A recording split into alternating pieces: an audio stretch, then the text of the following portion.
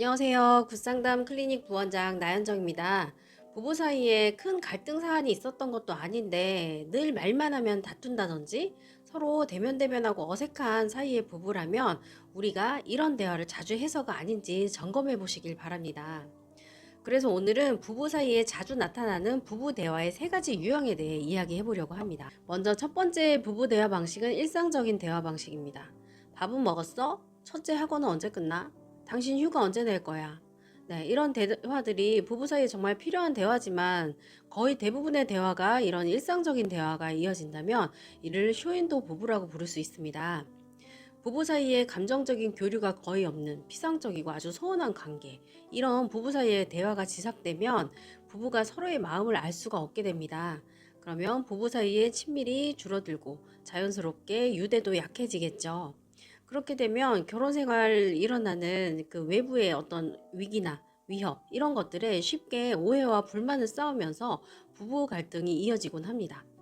특히 상담을 하다 보면 이런 회피적이고 쇼윈도 커플, 이 부부들 사이에서 태어난 자녀가 이 부모의 서로의 그 회피적인 관계 유형을 그대로 보고 배워서 학교 가서 친구들도 대충대충 사귀고 마음을 나누지 않고 그렇게 해서 굉장히 사회성 문제로 이제 고민하는 부부들 많이 보게 됩니다.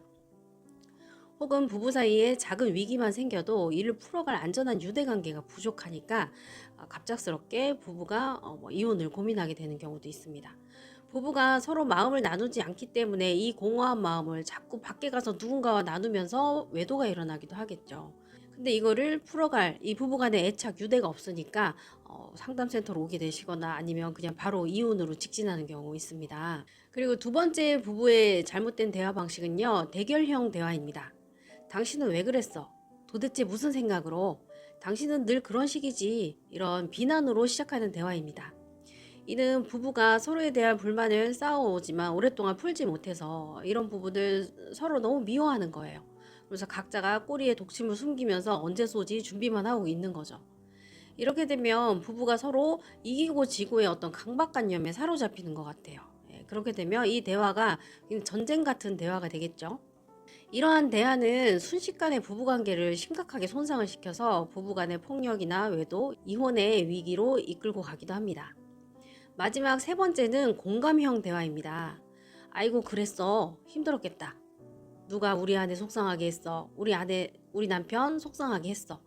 듣고 보니 당신 입장 이해가 된다. 미안. 네, 이는 정말 보약 같은 부부의 대화입니다. 이 치열하고 외로운 세상에서 부부가 서로의 안전기지가 되어주는 정말 좋은 대화인데요. 때로는 부부가 공감이 안 되는 순간도 있습니다. 하지만 늘 공감할 필요는 없습니다. 다만 너는 그렇구나. 인정해 줄게. 라고만 반응해도 웬만하면 서로를 이해하는 노력을 지속할 수 있게 됩니다. 보통 이런 행복한 대화를 하는 부부들 같은 경우는 본인들 자체가 자존감이 높고 정서적 여유가 높은 경우가 많습니다. 예. 근데 이 지점에서 내 배우자는 나를 공감도 이해도 못해요 라고 탓하시는 분들이 있어요. 예, 이럴 때는 그 배우자 탓하기 전에 자기를 한번 돌아볼 수 있어야 돼요. 배우자가 나를 깊이 이해할 수 있게 내가 진솔하게 내 마음이나 욕구나 상처를 표현해 본 적이 몇 번이나 있었는지 점검해 보셔야 됩니다. 상대가 알아듣지 못하게 이상한 언행을 해놓고 왜 이해 안 해줘? 라면서 우기고 있는 것은 아닌지, 혹은 배우자가 과거에 내 부모처럼 어련히 나를 알아서 이해해주겠지라는 어떤 비현실적인 기대로 토라져 있지는 않았는지, 이런 행동들 굉장히 꼬마 아이들이 많이 하는 행동이죠. 이런 성숙하지 못한 반응을 내가 계속 하고 있다는 것을 객관적으로 통찰하고 자각하고 좀 변화시켜 나가시면 좋겠지만 이런 부분이 어렵다면 심리치료 받으셔야 합니다. 호랑이가 자주 오는 개울에는 사슴이나 토끼 같은 평범한 동물들이 모여들지 않습니다.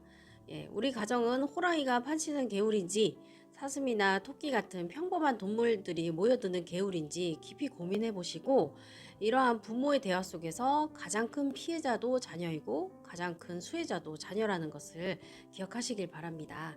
네.